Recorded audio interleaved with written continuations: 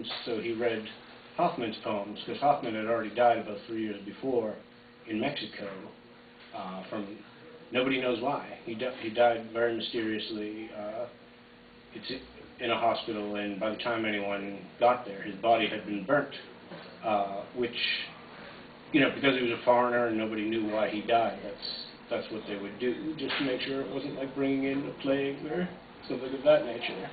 So you know, he's essentially a guy who like disappeared, and that's actually one of the lines in Howl. There are two lines about him, but one of the lines is, who disappeared into the volcanoes of Mexico, leaving behind nothing but the shadow of dungarees and the lava and ash of poetry scattered in Fireplace Chicago.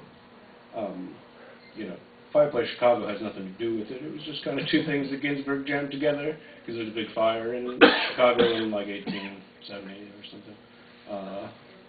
And it was a reference to that, but the other bit is a reference to Hoffman disappearing in Mexico, because it was like he disappeared. Nobody saw him again. And so who was he? He was a friend of Lamantia's. They probably met in like 1947, and they hit it off, became like best friends. And he was another poet. Philip had already published a book a few years earlier when he was 19. When he was 19, called Erotic Poems. And when he met Hoffman, he was staying in a sort of, you know, crash hotel, and he had 2 books in the hotel room, one of which was a book of St. John of the Cross's poems, and the other one was Philip's book. So it was, you know, he had already knew his stuff when they hooked up. And so they hung out for a few years, went back and forth between San Francisco and New York, like all those dudes did, even though they had no money. So, I mean, had no jobs, so who knows how they did it. But, and eventually he embarked on a sea journey that took him on the Merchant Marine, took him around down to Montevideo and then to Rio de Janeiro. Then, from what I've gathered, he comes back to San Francisco and hooks up with his girlfriend named Karen, who I mentioned in here, and who actually, of course, once the book was published, popped up. And you know, she emailed City Lights, and so we've been talking, and a few inaccuracies in here, but I basically got the story right. She wasn't upset with anything. So they go down to Mexico, and they break up, but are still very tight. And he's back in San Francisco, she's in Mexico, he comes down again, and then he wants to experiment with peyote, so he gets a lot of peyote, and then he goes off by himself, and then that was the last anyone had seen of him. And so, and he wrote these great poems he'd never published in his lifetime.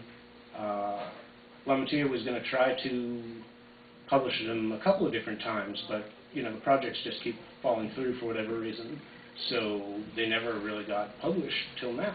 So you know, we did a small,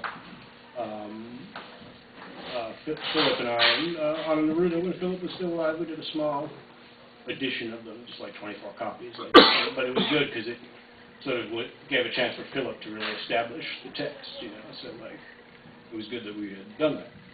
So yeah, so I thought I would just read some of his poems. Let's see. The book again is called Journey to the End, and this is the title poem.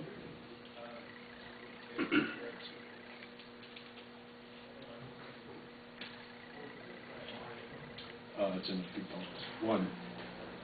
On a little peninsula in a dredged-out bay, an old man with a sack upon his shoulder feeds the crows. 2. Along a tiny peninsula, as white as salt, an old man with a heavy sack upon his shoulder saunters feeding the crows. 3. Cinematographic flashes from peninsular train windows railroad the complete splitting of the crow-peopled cosmogony.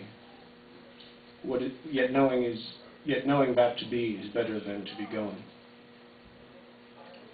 Apocalyptics unanimous, disengage and deburrow, black as Corby night descends, the moon knifes down upon the tiny salt-flat white peninsula. 5. An old man with a heavy sack flings it to the crows. This one's called The Abandoners. They had built a shack of wind. The sand ate its walls, and hideous summers spouted a sea at them. Hurricanes later I returned, though I had never been. How hard to grasp a former presence, though it was nailed where the door had been. Now the dunes have locked it open. Better try to grasp the wind. Better try to grasp the wind. Preponderance. I read your name where birds swoop overhead in frenzy, where the sea throws broken bottles, the thirsty and shipwrecked die, where the sea builds doorways which only the wind destroys. I write your name on these thresholds that shift on the ballast sand, where birds foretell a shape of doom, reading it by phosphor, when the sun lies behind and scattered on the shape-drenched shore. Vortex. As the wind unscatters me, spindle hurricanes unwind direction from my horizontal eye, blow down the ocean's fences and approach my reckless raiment, bones bedizioned by birds, or contrive a moment from whatever sheaf of breath remains to edge a word along a wind-left wall.